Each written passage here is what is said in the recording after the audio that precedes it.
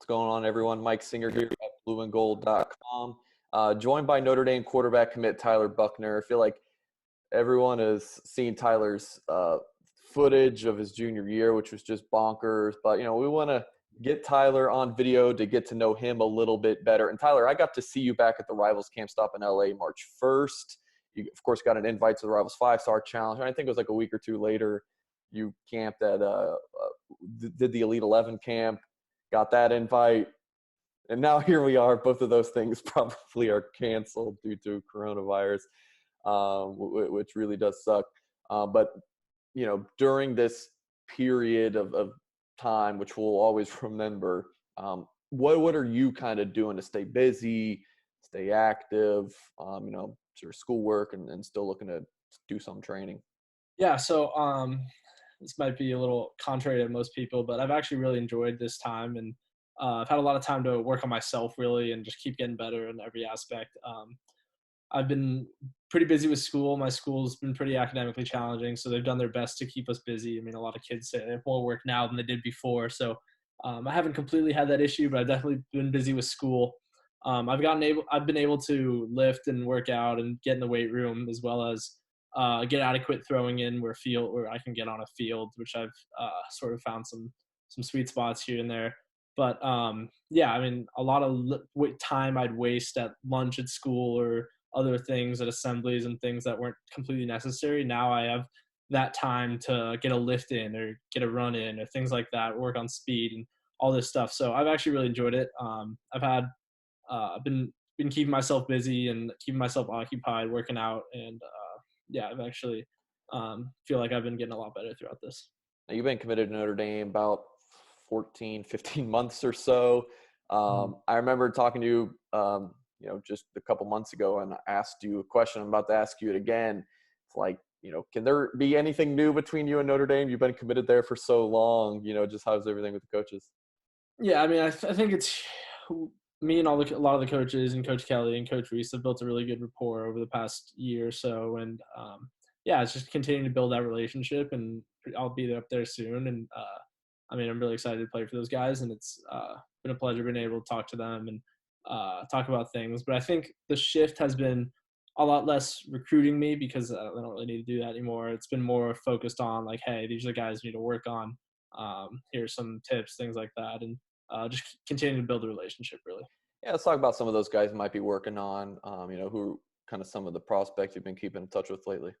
Yeah, I mean, specifically, I know Rocco Spindler just released his top 5, so Notre Dame, we're in it, which is great news, and just continue to build that relationship there. I've hit up Dante Thornton a couple times, great kid there as well, super talented.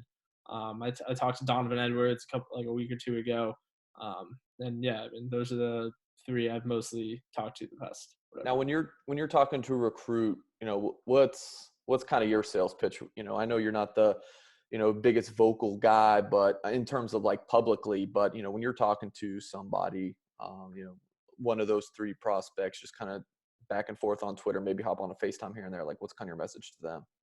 I think the big thing is like, hey man, I'm here if you have any questions. I'm not going to bombard you, because I know these guys are highly coveted recruits who are getting 40 text messages a day from everyone who's anyone recruiting them.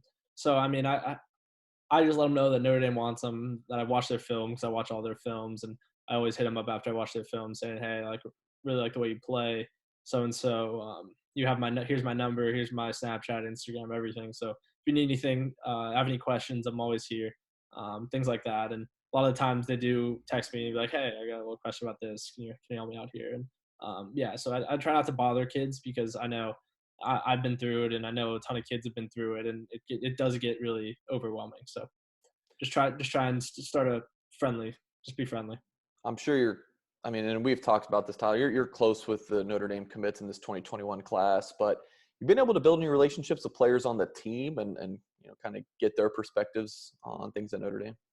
Yeah, I'd say the player I've sort of been able to talk to the most is Ian, and just being every time I go up there to visit. I mean, he's always the guy who's I sort of end up hanging around, because he's always around Coach Reese, and when I'm there, I'm sort of around Coach Reese. So that's sort of how it happened. And Ian's a great guy, and he's always had, if I ever have questions about anything really, I hit him up the other day asking him a question about which foot start up forward and footwork, that type of thing. So to help with timing and technique and stuff. So he's a great dude, and I know he wants the best out of me. So yeah.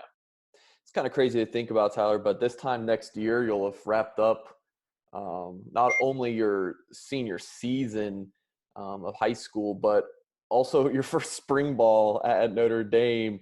Um, I mean, man, is it just kind of crazy to think about, like, just how close that really is? Yeah, super close, but I wouldn't call it crazy. I'm just more than excited to really get things rolling and move on. Just get to work again. I can't wait to start from the bottom and just be able to earn everything, because certain at this point it feels like I've been given whatever the status that I have right now in high school. But I mean, it's all whatever. But I mean, I'm really excited to be able to go out and earn it and work hard and start the bottom again. So I mean, I'm focused on this season and putting out the best result I can for whatever, and work hard and continue to get better all throughout the next year. And yeah, so just keep working hard, keep my head For, down, and keep working. for as good as the junior season you had, I mean, you're still not a finished product. I mean, if you were a finished product, you'd be, people would be talking about an NFL already, like they'd be trying to get you drafted. So what are some things that maybe you're looking on improving? Is there anything specifically in your game that, I mean, again, you need to improve everything, you're not a finished product, but are there some things specifically that you're really trying to work on?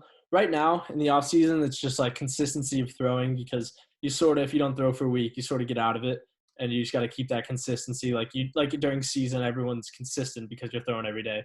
So that's one of the things. And I'd say one of the main things I'm working on right now is consistent. It's at my point, it's consistency, because I know I can make throws that I need to make. So it's like it's doing it every single time.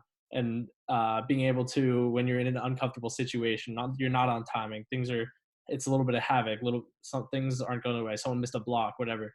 Can you reset your platform and make that the throw that not everyone can make? So it's working on things like that and keeping it consistent, so where I can do that on a daily, like every single time when I need to. And on top of that, I mean, mental work obviously needs work, and I got to learn a new playbook this year. So yeah, I appreciate you joining the Zoom call, man. Have a great rest of your week. yeah, appreciate it, man.